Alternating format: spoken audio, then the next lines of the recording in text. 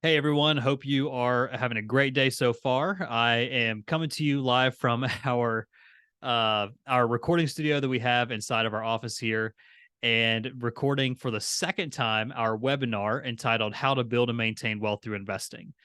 We did an initial launch of this webinar back at the beginning of September 2023 and had a little bit of an issue with getting some of the content fully approved through compliance. So recording this for the second time so you guys have it as a reference of what we talked about and really what it means to build and maintain your wealth through investing and how to achieve some level of financial stability and success through that process. So, in terms of the backstory for this content, the reason we are recording this is because we sent out a client wide or client base wide survey over the summer while Haley and I were out with the birth of our son and spending some time together as a family, just to collect some feedback from everybody. And one of the key things that we saw in the survey results is that having more regular educational content being sent out to provide details about financial planning topics, retirement, investing, things of that nature would be helpful. And we wanted to make sure that we are providing that ongoing resource for you guys.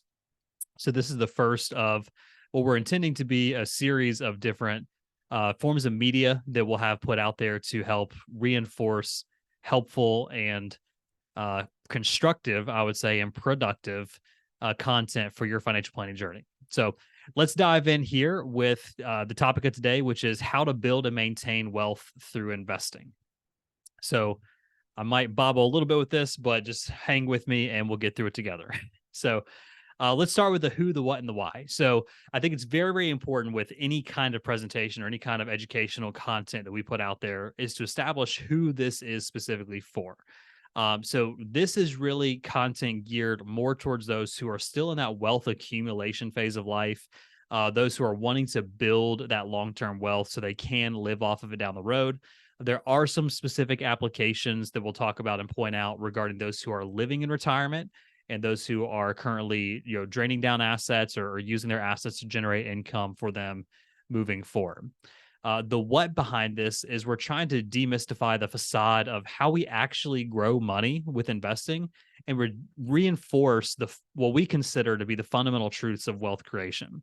I say that because there's a lot of confusing and conflicting information, especially these days with the internet and social media, where you could see in a matter of 5 minutes by scrolling online probably 15 different opinions about what wealth is, how you grow your wealth, how you sustain your wealth, and how you should or should not be managing your money. And from my perspective, as an independent financial advisor, always looking out for our clients' best interests, trying to be as objective as possible in every conversation we have with folks. The one key piece of guidance I would give on that is if you do see different ideas and strategies promoted online, look through the lens of what is that person trying to sell me, right? That's especially when it comes to any kind of life insurance topics or products that are promoted to give you some kind of guaranteed result or promoted to give you some kind of defined benefit where it seems too good to be true. Be cautious of who's selling that idea to you.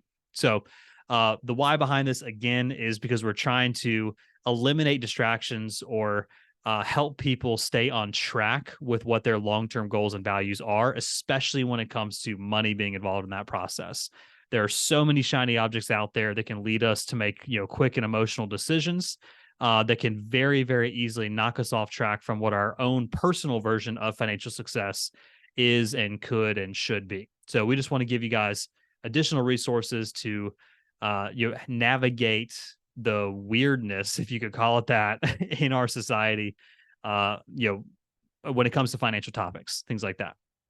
So from there, man, I'm going to struggle with this. Sorry, guys. All right, so let's talk about the outline. So we're going to start out with what I think is most important, which is defining some key terms, key definitions here. We'll talk about what is wealth, what is investing, the basics of investing and the basics of your wealth journey, 3 key metrics to track along your wealth journey, 3 keys of investing, what we believe are some of the 3 most important things to achieve, growth and success with your investments. Couple quick examples, and then we'll wrap it up with some takeaways that are important to remember through this process. So let's start with what is wealth. And I'm going to go back to my generation and some earlier generations for this. And we're going to pull one out of the old Merriam-Webster dictionary. If you're younger, Gen Z, things like that, watching this, you might not know who Merriam-Webster is. And I'm sorry about that. That means you probably didn't grow up with the internet. Or you did grow up with the internet and you didn't have to struggle like most of us these days. So in terms of the actual dictionary definition of wealth, it is an abundance of valuable material possessions or resources. And I think that definition is a really, really good starting point because it's somewhat vague, very generic, and allows us to determine for ourselves, if we put thought into it, what a wealthy life looks like. And for me, I think it's important to establish how we do want to define that because it can be defined in a lot of different ways. The way that Haley and I look at it, we really break it up into four key categories. We have family wealth, we have finance wealth, we have fitness wealth, and then we have like a faith wealth. Those four key aspects of life all working together and balancing out over time. But you can specifically describe this in terms of money and time, relationships, your faith, your health, whatever that may be. But we have to understand that true wealth is just having an abundance of the things that we value, an abundance of, in this case, material possessions or other resources, right? Time is one of the most important resources that we all have, but it's one of the limited ones that we don't know how much we do have. So we have to use it well. And we'll talk about that here shortly. So with that though, and establishing this definition of what wealth is, being that abundance of resources and possessions, we do have a healthy caution that I would say is really important for us to remember. This is pulling from a biblical reference, pulling from my faith and what I think is important here. From 1 Timothy 6:10, the writer says that for the love of money is a root of all kinds of evil. And I want to say that specifically and have that put out there just here on the front end of this presentation, because really at its core, people take this statement out of context all the time, saying that money is the root of all evil or possessions are the root of all evil. That's just not what's said here. It's the love of money is the root of all kinds of evil, or can be a root of all kinds of evil. And I want to make sure that is clear again, because we see money, we see resources and possessions as tools to help us accomplish other things in life, not as the end all be all of why we're here. And if we keep that healthy perspective, I think that's good for everyone to make sure that we are, promoting the right things in our life, pursuing the right things for a good, healthy, long and enjoyable life moving forward. So that is what wealth is.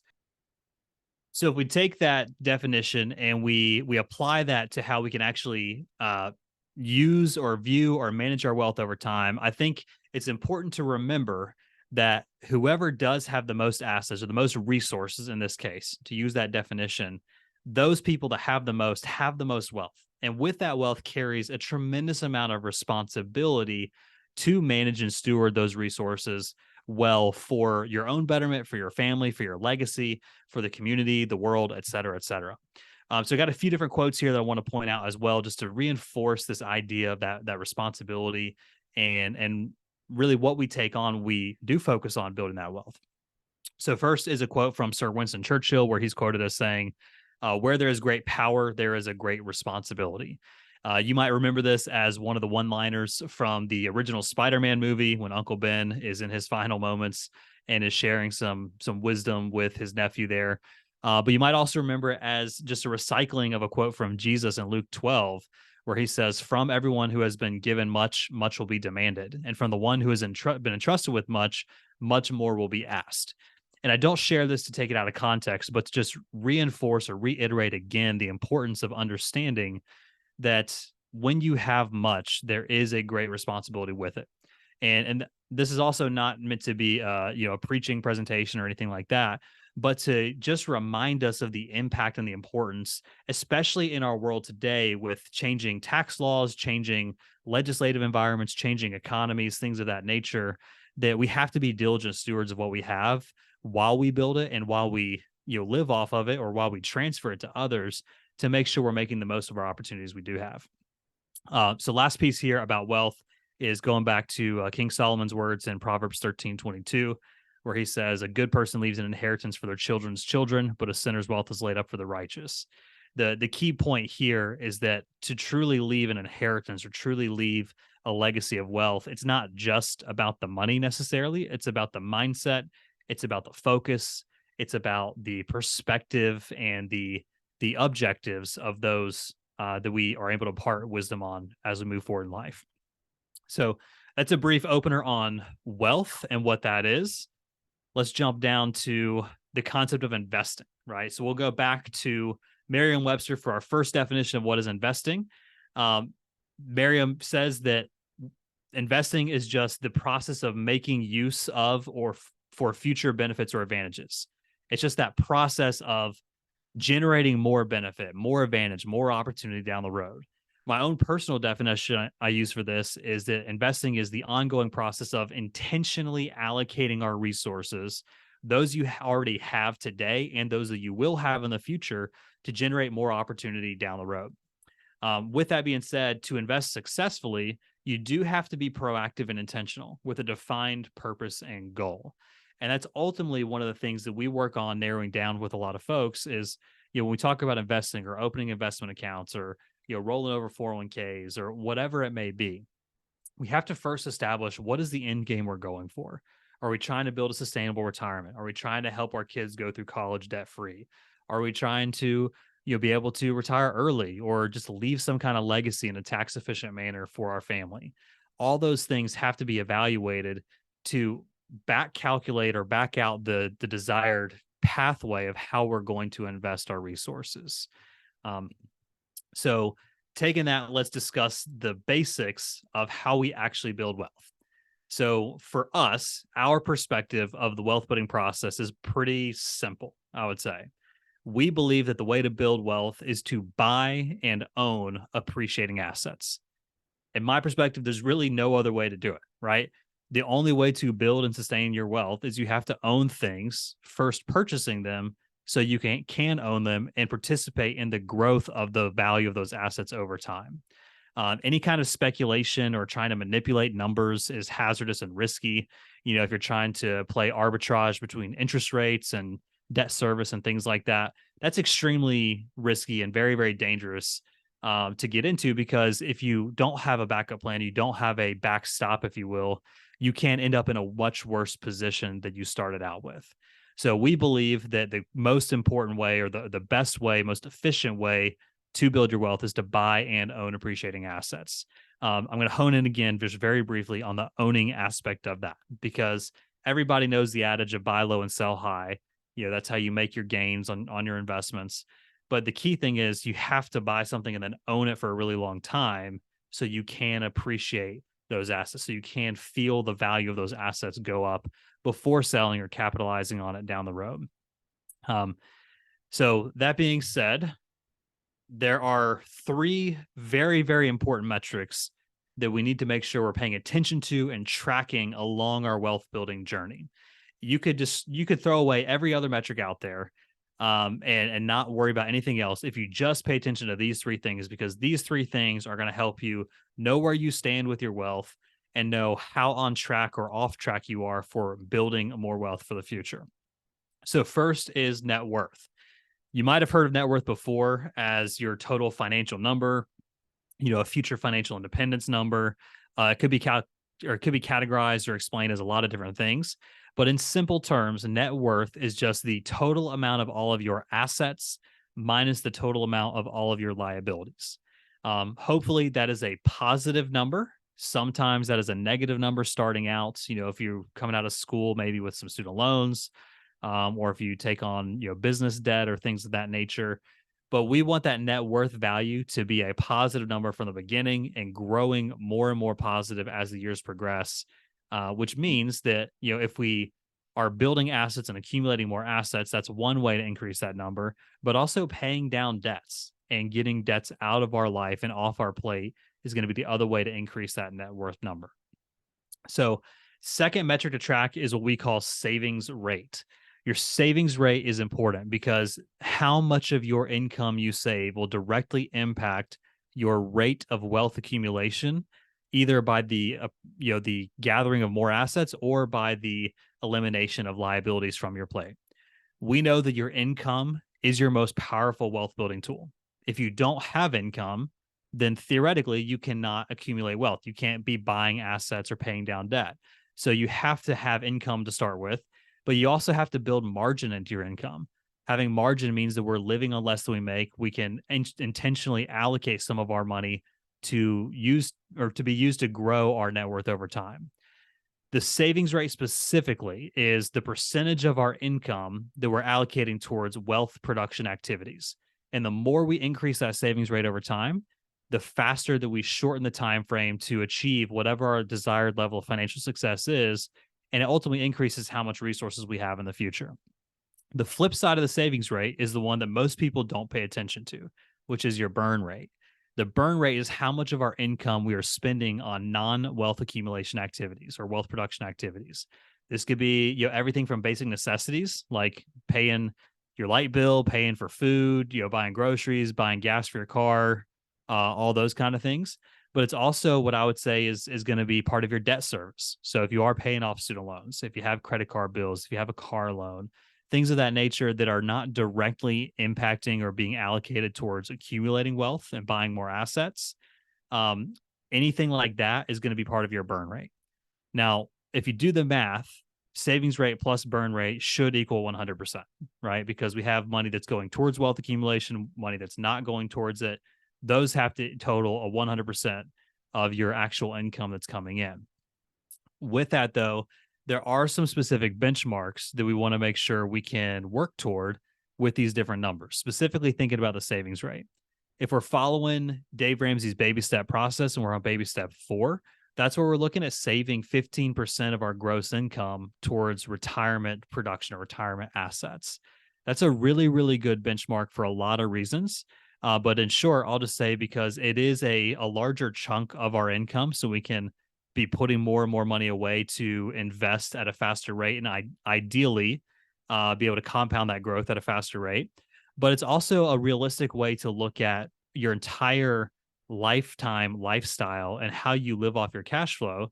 Because if we're actively saving and investing 15% of our income, and then the rest we're using to pay for necessities, paying for taxes, insurance, food, transportation, housing costs, all those kind of things. When you get into that mode of actually living off your assets and living off your investments down the road, you're not actually trying to live off of 100% of your income anymore. You're trying to live off of 85% of what you were actually receiving as income in prior years. So we can get into more detail about that and how we look at that from a retirement income perspective in the future. But keep in mind that the 3 most important metrics to track from our perspective is that net worth, the savings rate, and then the burn rate. So carrying that over into the 3 keys of investing, right? So we know that the way to build wealth is to buy and own appreciating assets, but there's some subcategories or sub ideas in that of how we can invest well to take advantage of that opportunity, how we can allocate our savings rate towards the right things, how we can kind of put it on autopilot in a way so that we are accumulating wealth over time without having to truly think about it too much or get into a bind where we're having to take shortcuts and take on additional risk. It's just not really worth it. So the first key to investing is going to be time. Everyone has the same amount of time in their days, but not everybody learns the principles with the same amount of time to apply them. And that's very, very important to understand as more of a position of grace, right? In this process. I talk with folks every day who are maybe in their 50s or 60s, and they say to me, hey, like, I didn't know this stuff 20 years ago. Nobody taught me this. My parents didn't know this. So how was I supposed to learn it? And to me, that's always a great point to take a step back and take stock of the fact that if you are in your 50s and 60s and you're learning this today, heck, you know it now, right? Time is the one thing we don't know how much we have. So let's make the most of it. And let's be really, really strategic with how we use that to be intentional and proactive with our wealth accumulation moving forward. So I do have an example here on the screen of an initial investment of $10,000. And assuming we have an average rate of return of 11% per year over time, we can see what the actual final value could be at different periods of time. So $10,000 11% rate of return after 10 years, adding nothing else to it, doing nothing else with those resources, gives you a final value of right around $28,300. If we add another 10 years to that, that same $10,000, same rate of return could yield around $80,600. Another 10 years to that, that 80,000 could become $228,000. And then another 10 years, a full 40-year work career could end up being about $650,000. And that's just with a one-time investment of $10,000 with an 11% compounded rate of return every single year. Now, I hear from a lot of folks that the 11%, 12% rate of return in the stock market doesn't exist. That's a whole nother discussion we can have, because we have over 90 years of investment performance and investment returns that shows that if you do consistently invest, you do consistently hold your investments for a long time, again, not just buying them, but owning them for a long time, you can achieve those returns for the long-term disciplined investor. So time, that is the most important thing. We don't know how much time we have, but we all have the same amount of time every single day to work towards building our wealth in a more strategic and efficient way. So second key to investing is what we classify as consistency. I personally like to use the word discipline for this, but a lot of people don't like discipline these days. So we'll just call it consistency for the sake of trying to appease some people here. But consistency is really, it's that process where we're helping investors just increase the number of assets they own as prices change, right? So the specific principle we're talking about here is if we're making regular investments into the market, we're making regular purchases, regular contributions to investment accounts, to buying assets that fluctuate in value over time. That is a process called dollar cost averaging. Dollar cost averaging just means that as the price does fluctuate for the investments that we're buying, we're getting to purchase more or less shares of those individual investments with the same amount of dollars going in on a regular basis. So over time, we're actually reducing our total cost for purchasing investments while increasing the overall value because our investments continue to compound for us. This is just a brief example, just a more of an illustrative picture that if we're making the same consistent investment into the market every single month, then the price per share of these investments, whether it's stocks, mutual funds, ETFs, bond allocations, things like that, as that price is changing, we're buying more or fewer shares because the price goes up or down. Now, by doing this process of dollar cost averaging, the name of the game here is to be consistent by building in that behavior of regular investing, but also making sure we're working to average out or lower our average cost per share to capitalize on that longer growth. There's not a guarantee in anything with investing. You can't guarantee that you're going to, always come out on the top here, but we have, again, decades and decades and decades of proven data, proven examples of folks that do this process. I can tell you for myself, over the past 10 years of investing, that this has worked really, really well. Even over the past 2 years, investing for our son into a 529 plan, this process works. So the consistency, using our time well, but being consistent with that time, not just doing one-off actions here and there over time, but consistently committing to that process, is one of the best things we can do to help out with our investment process. Now, the third piece of this is kind of broken into two different categories. It's all about location, right? The old rule of real estate is location, location, location. You can't change it, right? So make sure you buy the right location. It's the same thing with our investing into the markets, investing into businesses, bonds, et cetera, et cetera, et cetera. But location, we have two different types of location. We have what's called asset allocation, and then we have tax location. So asset allocation is just the specific idea of diversifying our investments into different asset types. So again, we said the way to build wealth is to buy and own appreciating assets. If we can diversify into different asset types or asset classes, that should or could yield different results based on different risk exposures, volatility targets, and things of that nature. So there are really 4 different primary asset classes we can use with investing. The first one is cash, which is usually seen as short-term, relatively safe investments. The second one is bonds. That's where we're actually loaning our money to companies or governments to receive in return a guaranteed interest payment for loaning our money out. The third is real estate. That could be residential or commercial. And then the fourth is going to be stocks. When you own stocks, you are actually owning a portion of a business. So the way we typically look at this is you can either be an owner or a loaner in the investment process. You know, you're owning actual assets or you're loaning your money out to others to receive interest back. Typically, cash and bonds fall in the loaner category, and real estate and stocks fall in the owner category. I broke down here another quick example of how money can grow with different rates of return. This is using the concept of the rule of 72, where if you take the number 72 and you divide it by your rate of return, that tells you approximately how many years it would take to double an investment. So, again, looking at a $10,000 initial investment, if we were to get a 3% rate of return over time using the rule of 72, that could yield after 24 years, one doubling period to make that $10,000 into $20,000. Another 24 years goes by, and that $20,000 could become $40,000. Now, that's obviously a pretty good, consistent, stable result for investing over 40 years, getting that 3% rate of return, or 48 years, excuse me, that 3% rate of return. But we all know that inflation, barring the past couple of years, has historically averaged anywhere from 2 to 3%. So if we're only making that 3%, we're really not outpacing inflation and getting a better growth on our assets. If we were to invest in something getting a 6% rate of return, that's where that same $10,000 will double not every 24 years, but it could double every 12 years. And you can see on the example here that $10,000 after 48 years doesn't become $40,000.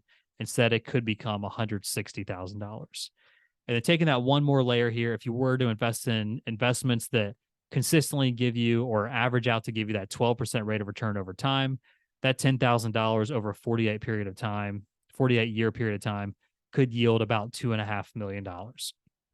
So this just shows the difference in the variation of the types of investments we purchase over a long period of time. Being consistent with that investment process is going to directly affect, or could directly affect, the amount of dollars we have at the end of the day. So that's one piece of location. The other piece is the tax location or tax status of our investments.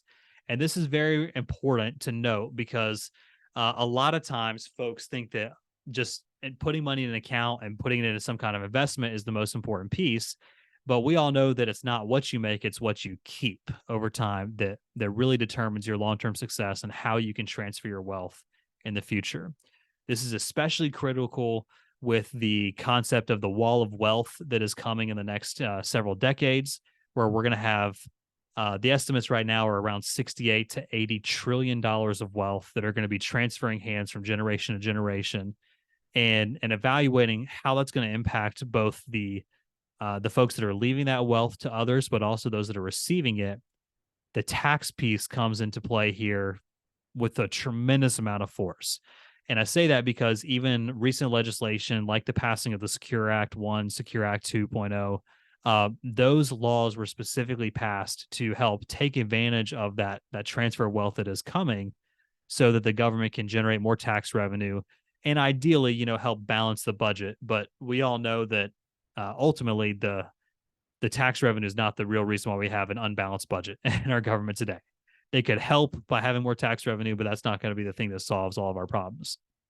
But getting back to the location piece and the tax status, is there's really three different ways you get taxed on investments. You have what's called tax deferred. That's what we call traditional or pre-tax investments, where you put money in. Your contributions for going into an account will give you a tax deduction today, but you're going to have to pay taxes on whatever you take out of those tax deferred or traditional accounts down the road. This is usually your traditional IRA, your pre-tax 401ks, things like that. The second tax status is the Roth. Roth is where you're putting money into an account after tax, or like after you've been taxed on it. So you're not getting any kind of tax deduction on those contributions. But assuming you make a qualified withdrawal, which is typically after you are 59 and a half years old and the account has been open for at least 5 years, that's where you can get a penalty-free withdrawal from these accounts. you can also pull that money out tax free. So you can avoid all federal income taxes for those distributions.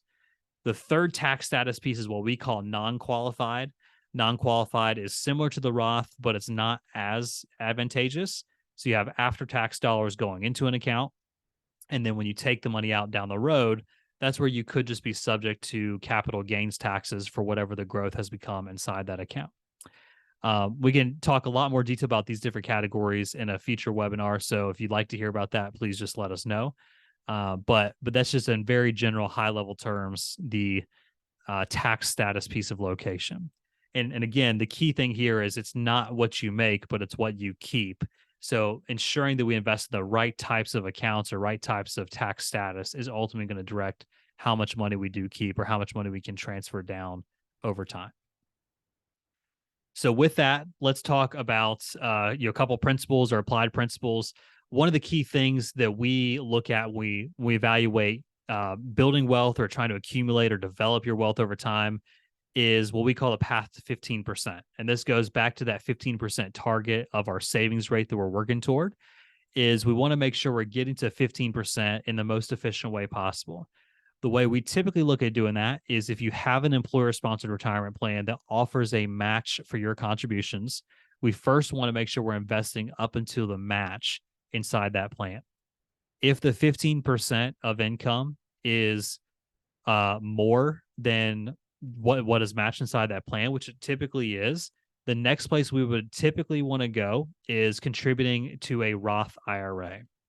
Roth IRA contribution limits, you currently have $6,500 per year if you're under age 50, or if you're age 50 plus, you can contribute up to $7,500 per year per individual in a household. If you file a married tax return jointly, you can invest into those accounts for both you guys.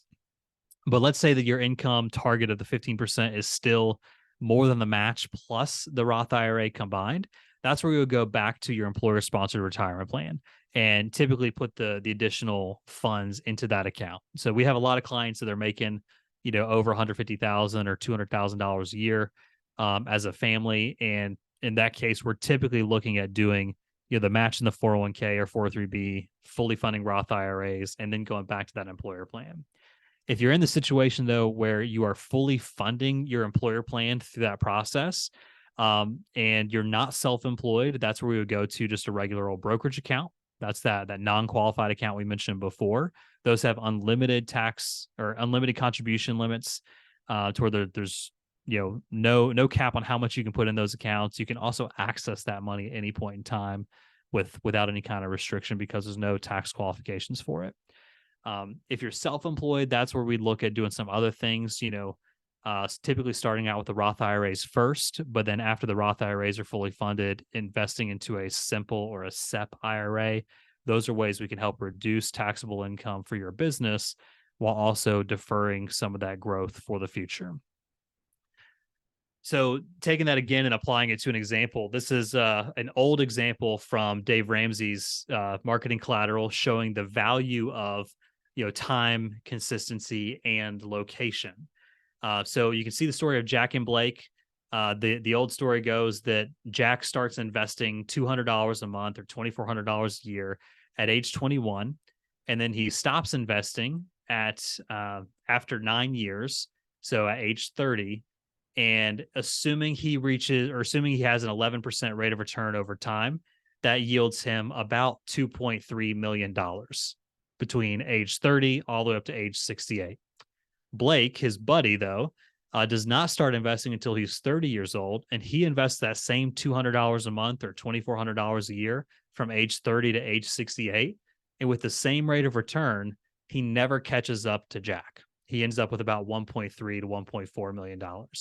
He's even investing more money over those 38 years, $91,000 invested versus the $21,600. But he's missing out on about $1 million worth of growth. So the key example of this is that time is your number one asset. Time is your number one friend when it comes to building your wealth and being able to also maintain your wealth as we get into retirement or get into a decumulation phase of life. But also the consistency is the most important piece, or is the second most important piece. And the reason I say that is because you can see that even Blake, starting 10 years later or almost 10 years later than Jack, if he's consistent with that investment process, he still ends up with between 1.3 and 1.4 million dollars after 38 years of investing.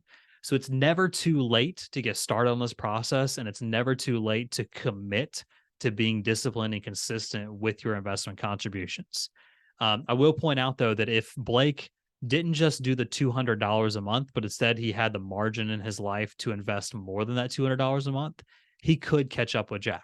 We're just looking at the time element here, not looking at changes to um, the actual amount that's going in.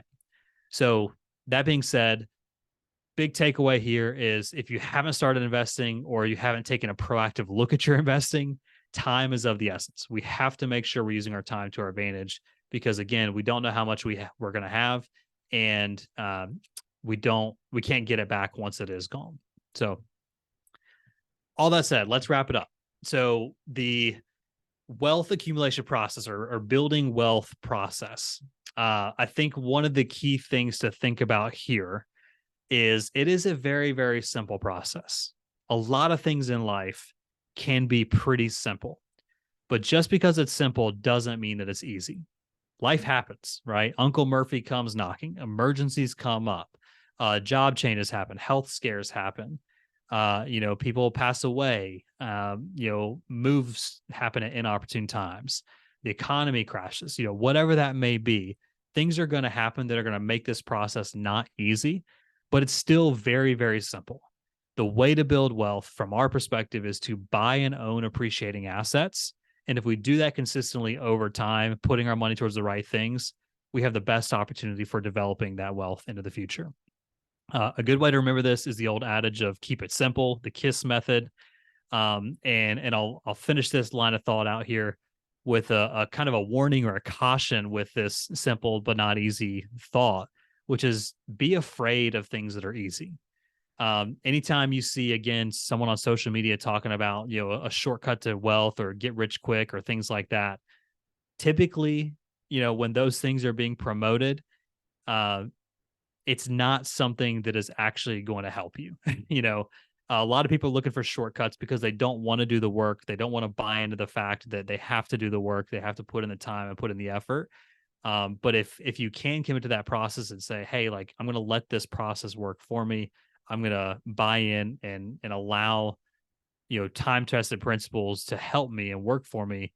Again, it's not necessarily easy all the time, but it is a lot easier than getting wrapped up in a lot of different things that look easy, look straightforward, that ultimately lead you to worse financial positions down the road. So, I'm going to get off that topic because we could go down that road for way too long. But remember, this is a simple process. Follow the plan, buy and own appreciating assets. And as life comes up or as curveballs get thrown your way, pivot and adjust accordingly so you can get back on process moving forward. Second thing to take away is that margin in your life ultimately leads to opportunity.